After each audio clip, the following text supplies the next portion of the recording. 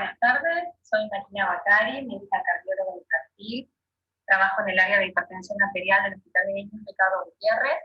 Quería agradecer la invitación a participar en este workshop de salud cardiovascular, rigidez arterial y envejecimiento vascular en pediatría, un nuevo paradigma, a la Sociedad de Cardiología de Buenos Aires y a la Federación Argentina de Cardiología. Vamos a tratar el tema de hipertensión arterial y rigidez vascular, cuáles son sus efectos en el sistema cardiovascular. Ya todos conocemos que los precursores de la enfermedad cardiovascular comienzan en la infancia y que existen muchos cambios preclínicos, cardíacos y vasculares que pueden ser detectados en los niños. Vamos a valorar los cambios en el sistema cardiovascular asociados a hipertensión arterial desde un punto de análisis estructural, hablando de la masa y el peso parietal relativo, y desde el punto de vista funcional por la función sistólica y la función diastólica ventricular izquierda. La masa ventricular izquierda se calcula de acuerdo a las normas de la Asociación Europea de Ecocardiografía y la Sociedad Americana de Ecocardiografía, usando la fórmula de cubo, conocida también como la fórmula de Leverón modificada, en la que el cálculo de la masa ventricular se realiza a través de las mediciones del diámetro diastólico ventricular izquierdo, el septum interventricular y la pared posterior. La masa ventricular debe normalizarse de acuerdo al tamaño del paciente. En adultos, este ajuste se hace de acuerdo a la superficie corporal y se establece un índice de masa ventricular izquierdo normal hasta 115 gramos por metro cuadrado en varones y hasta 95 gramos por metro cuadrado en mujeres. Es importante que cuando uno realice el cálculo de la superficie corporal, lo haga en función de la talla y del peso, y no solamente en función del peso con ninguna fórmula modificada. Para calcular el índice de masa ventricular en pediatría, existe una diferencia. En lugar de adecuar a la superficie corporal del paciente, el índice de masa ventricular izquierdo se ajusta a la talla. Cuando uno realiza la adecuación para adultos, sería hasta 49,2 gramos dividido la talla elevado a la 2,7 para varones y para mujeres hasta 46,7. Hay otra fórmula en la que se utiliza sobre todo en pacientes menores de 1,40 m, donde la talla se eleva a la 2,16 y el valor de corte normal es hasta 45 gramos dividido la talla elevado a la 2,16. Es importante que cuando nosotros vamos a las guías prácticas, clínicas de screening y manejo en pacientes con hipertensión arterial en pediatría, las guías de la Academia Americana, ellos hablan de una hipertrofia ventricular severa mayor de 51 gramos dividido la talla a la 2,7. O sea, ellos usan un índice de masa ventricular ajustado a la talla a la 2,7 de hasta 51. Y con más de 51 diagnostican hipertrofia ventricular severa, aunque eso esté muy por encima del percentilo 95. El consenso europeo del 2016 lo que plantea es intervalos de índice de masa ventricular izquierdo que se fueron ajustando de acuerdo a la edad, variando a los pacientes de acuerdo al resto de las otras características. Y lo que ven es que la masa ventricular izquierda, indexada a la altura a la 2,7, resulta específica en niños mayores de 9 años, con valores de índice de masa ventricular izquierda adecuado en la talla elevado a la 2,7 de hasta 40 en niñas y 45 en varones. Por encima de esos valores ya uno consideraría hipertrofia. Esta diferencia que hay entre una guía y la otra hace que muchas veces haya diferencias en cuando uno quiere ver qué porcentaje de pacientes tienen hipertrofia ventricular izquierda al momento del diagnóstico. Hay algunos reportes de hasta 40% y nosotros tomamos en cuenta los valores de la Academia Americana de Pediatría con el valor de corte en 51 de índice de masa ventricular izquierdo, ahí solo tenemos entre un 12 a 14% de pacientes que al diagnóstico presentan hipertrofia ventricular izquierda severa. Ahora, yo me imagino que yo estoy hablando de todos estos números, ustedes en su casa deben estar pensando, pero yo recibo un informe de un eco que viene y tiene el diámetro del septum, la pared, y que muchas veces concluye con o sin hipertrofia, o sin hipertrofia ventricular. Solo en algunos lugares uno tiene el reporte del cálculo de masa informado. Entonces es importante que todos conozcamos que hay calculadores en Internet, por lo cual uno puede hacer el índice de masa ventricular izquierdo de cada paciente. Yo acá les dejo los links. Cuando ustedes entran en el calculador de masa, se abre un Excel. En el Excel hay que completar la altura, el peso del paciente y los valores que tenemos del ecocardiograma. Y nos informa un valor de masa ventricular izquierda y un índice de masa ventricular izquierdo adecuado a la talla de 2,7. Y acá hay algo que a mí me parece que es muy importante resaltar. Más allá del diagnóstico de mi paciente tiene hipertrofia o mi paciente no tiene hipertrofia, el valor del índice de masa ventricular izquierdo es un valor en sí mismo que puede servir para seguimiento. Pacientes que aumenten su masa sin haber llegado al límite de tener que ser hipertróficos tienen que ser estudiados porque puede haber alguna otra causa que puede estar modificando, que puede estar alterando esa situación. Para el espesor parietal relativo, que es el segundo punto que vamos a estudiar desde lo estructural, vamos a medir el septum y la pared posterior del diástolo y relacionarlo con el diámetro diastólico. Tiene un valor normal de 0,42, y este es un gráfico que está sacado del libro de la doctora Lourdes de hipertensión en chicos y adolescentes, en el que vemos, yo voy a ir haciendo una serie de flechas para que ustedes puedan ir siguiendo lo que yo les estoy contando. Pacientes que no tienen hipertrofia ventricular y tienen un espesor parietal relativo normal, son pacientes que todavía no han tenido ningún tipo de remodelación. Pacientes sin hipertrofia, pero con aumento del espesor parietal relativo, tienen un remodelado concéntrico. Pacientes con hipertrofia que tienen un espesor parietal relativo normal, tienen una hipertrofia excéntrica.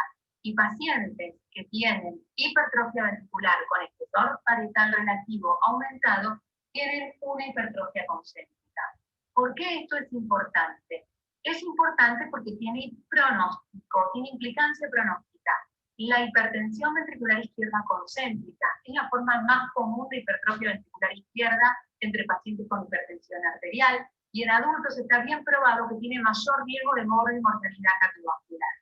También es importante que uno realice el estudio de ver en qué situación está su paciente por varias cosas, aparte del pronóstico, porque estos cambios son reversibles con la modificación de los factores que están alterando y causando esta remodelación.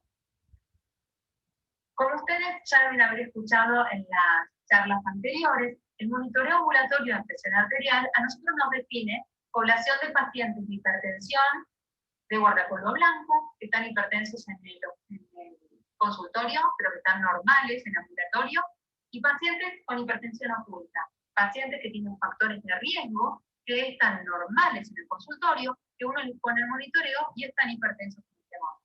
Ahora, estas dos poblaciones de pacientes que ya definimos, ¿tienen algo de distinto en cuanto a la masa o estas pacientes en la masa ventricular? ¿Tengo que tener algún cuidado especial? La respuesta es que sí. Hay estudios que muestran que hay una mayor masa ventricular izquierda comparando pacientes de hipertensión de guardapolvo blanco con hipertensión con normotensión. Acá hay algunos de los artículos, el que más vamos a charlar es este, que es un artículo del 2008, en el que se hace el índice de masa ventricular izquierdo en chicos con hipertensión de guardapolvo blanco. Y si ustedes ven acá, tenemos en la primera de las columnas los pacientes normotensos con una media de índice de masa ventricular de 29,2, los pacientes de hipertensión de guardapolvo blanco con una media de 32,3 y los pacientes hipertensos con una media de 35,1. ¿Esto qué quiere decir? Que si bien uno no tiene valores categóricos de hipertrofia ventricular, esta población de pacientes con hipertensión hipertensión de guardapolvo blanco tiene una mayor masa ventricular que la población normotensa. Y esto sugiere que esta entidad podría asociarse con daño de órgano blanco. Cuando hablamos de hipertensión oculta o hipertensión enmascarada, recordemos, pacientes que están normotensos en el consultorio, pero que tienen hipertensión arterial ambulatoria. Hay un estudio muy interesante de la doctora Lourdes en la que se ve la distribución de estudiando los índices de masa ventricular izquierdo en pacientes con hipertensión enmascarada, macheado con pacientes controles, y se ve cómo los pacientes con hipertensión enmascarada tienen, cuando se hace en relación a los percentilos, sus índices de masas ventriculares más predominantemente cercanos entre el percentilo 50 y 90 y de ahí para arriba. Cuando nosotros pensamos en hipertensión enmascarada, decimos, bueno, pero yo a qué paciente tengo que pensar que tengo que ponerle que tiene un factor de riesgo, que tengo que ponerle un mapa. Bueno, a pacientes como los pacientes renales, a pacientes como los pacientes coartados. Solo por traerles, hay estudios que muestran que la hipertensión enmascarada o la hipertensión oculta en pacientes con enfermedad renal crónica asocian hipertrofia ventricular, lo mismo que los controles nocturnos. ¿Qué otro grupo especial de pacientes hay que pesquisarlos? Los pacientes coartados. Los pacientes coartados reparados, aún con éxito después de la reparación y sin gradientes residuales, tienen mayor incidencia de hipertensión arterial, mayor muerte y mortalidad cardiovascular, y tienen alteración de la geometría ventricular y mayor masa. Entonces, pacientes con hipertensión de guardapolvo blanco pueden tener mayor masa ventricular con respecto a los normotensos, en general sin ser hipertróficos. Los pacientes con hipertensión enmascarada o hipertensión oculta tienen aumento de masa ventricular y a veces pueden tener hipertrofia en pacientes que tienen factores de riesgo. Por eso es importante que estas dos poblaciones de pacientes tienen que tener un seguimiento evolutivo. Y para eso es que yo necesito el índice de masa ventricular izquierdo calculado cada vez que veo al paciente, para poder compararlo consigo mismo, y no tener que esperar a que cruce una línea para poder decir que yo a este paciente lo tengo que mirar. En cuanto a la función sistólica la vamos a analizar con la fracción de acortamiento y la fracción de eyección. En general, la función sistólica se mantiene, excepto en casos en que encontramos dilatación ventricular izquierda y falla sistólica en pacientes con hipertensión arterial severa y sostenida, como estenosis significativa o estenosis muy importante de arterias renales, o enfermedades sistémicas como el Takayama. La función diastólica es una de las alteraciones más precoces, podríamos decir, que puede asociarse tanto a hipertensión como a hipertrofia ventricular y se asocian de manera independiente a la función diastólica. Es importante utilizar las mediciones del Doppler transmitral y la relación con el Doppler tisular para tratar de buscar alteraciones diastólicas en esta población de pacientes que puede llegar a ser muy precoz. Hablando un poquito de la rigidez vascular, la rigidez arterial en adultos y niños, este aumento de rigidez es un predictor de mortalidad cardiovascular. Y hay estudios que avalan que es un predictor de enfermedad cardiovascular desde edad pediátrica. Es importante que existe una relación entre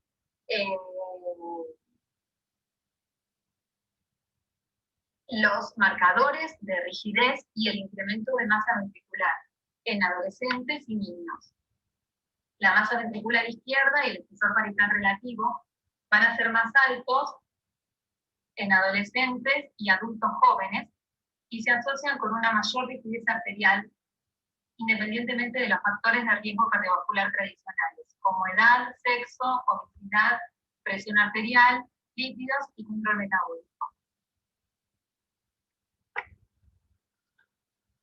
Como conclusiones, entonces, vamos a resaltar la solicitud de un ecocardiograma en la valoración inicial en un paciente para detectar causas secundarias de hipertensión arterial y también para detectar daño de órgano blanco en pacientes con hipertensión o en pacientes con factores de riesgo. Y el seguimiento que se va a realizar dependiendo de los hallazgos iniciales, dependiendo del control de esos factores de riesgo o del control de la medicación que uno pueda hacer de la hipertensión arterial con medidas terapéuticas, tanto farmacológicas como no farmacológicas, cada 6 meses o en forma anual, dependiendo del control que uno pueda conseguir. Recordar la importancia de indexar la masa ventricular izquierda al tamaño del paciente. Hasta el 40% de los pacientes con hipertensión arterial al momento del diagnóstico pueden tener hipertrofia ventricular izquierda, y ahí es que es muy importante la solicitud del ecocardiograma buscando daño de órgano blanco. Valorar el cálculo de la masa ventricular izquierda y usarlo para el seguimiento de cada paciente en particular, más allá de establecer el diagnóstico de que si ese paciente tiene o no tiene hipertrofia. Resaltar la importancia de realizar el monitoreo ambulatorio de presión arterial en pacientes que tienen factores de riesgo para hipertensión arterial, aunque tengan normotensión en el consultorio. Sería el caso de lo que ya hablamos de hipertensión arterial oculta o enmascarada. Y recordar que la rigidez arterial puede dar cambios en el corazón en pacientes pediátricos. Por eso en pacientes con factores de riesgo para desarrollar rigidez arterial es importante en la solicitud del ecocardiograma y el análisis de la masa ventricular. Muchas gracias.